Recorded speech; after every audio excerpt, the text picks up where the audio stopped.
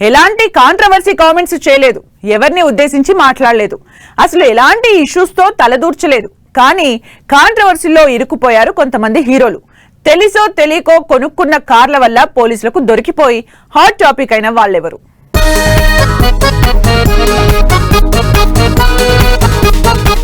ఇండస్ట్రీతో సంబంధం లేకుండా అందర్నీ ఎంటర్టైన్ చేసి అందరికీ దగ్గరైన టాలెంటెడ్ హీరో దుల్కర్ సల్మాన్. ఆ హీరో కూడా పీకలతో ప్రాబ్లంలో పడ్డారు.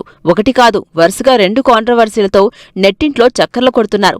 ఒకటి, దుల్కర్ నిర్మించిన లోకా సినిమాలో ఒక వర్గాన్ని కించపరిచేలా డైలాగ్స్ ఉన్నాయంటూ సోషల్ మీడియాలో కాంట్రవర్సీ క్రియేట్ అయితే, కాస్ట్లీ కార్ల స్మగ్లింగ్ అలిగేషన్స్ కేసులో కస్టమ్స్ రైడ్ చేయడంతో మరో కాంట్రవర్సీలో ల్యాండ్ అయ్యారు దుల్కర్. అయితే రూల్స్ కి వ్యతిరేకంగా దుల్కర్ ఎలాంటి పని చేయలేదని టాక్ ఉన్నా సోషల్ మీడియాలో ఈ కాంట్రవర్సీలతో హాట్ టాపిక్ అయ్యారు దుల్కర్ సల్మాన్.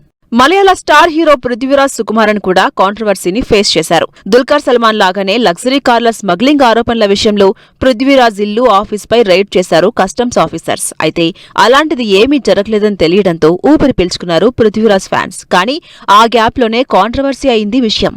మరో మలయాళ హీరో ఉన్ని ముకుందన్ కూడా కాంట్రవర్సీని ఫేస్ చేశారు. మేనేజర్ విపిన్ ని తిట్టినందుకు కోర్టు ముందుకు రావాలని సమన్లు కూడా ఇష్యూ చేసింది. టోవినో థామస్ చేసిన నరివెట్ట సినిమా బాగున్నందుకు అనవసరంగా తిట్టారని, ఫిజికల్ గా మెంటల్ గా ఇబ్బంది పెడుతున్నారని ఉన్ని ముకుందన్ మీద కేసు ఫైల్ చేశారు. అయితే అందరి గురించి తప్పుగా న్యూస్ స్ప్రెడ్ చేస్తున్న విపిన్ పై కంప్లైంట్స్ అందాయని, ఈ విషయంలోనే విపిన్ ని ఆరా తీశామని తన వర్షన్ చెబుతున్నారు ఉన్ని ముకుందన్. రీసెంట్ గా ప్రధానమంత్రి బయోపిక్ మా వందే సినిమా అనౌన్స్ చేశారు ఉన్ని ముకుందన్.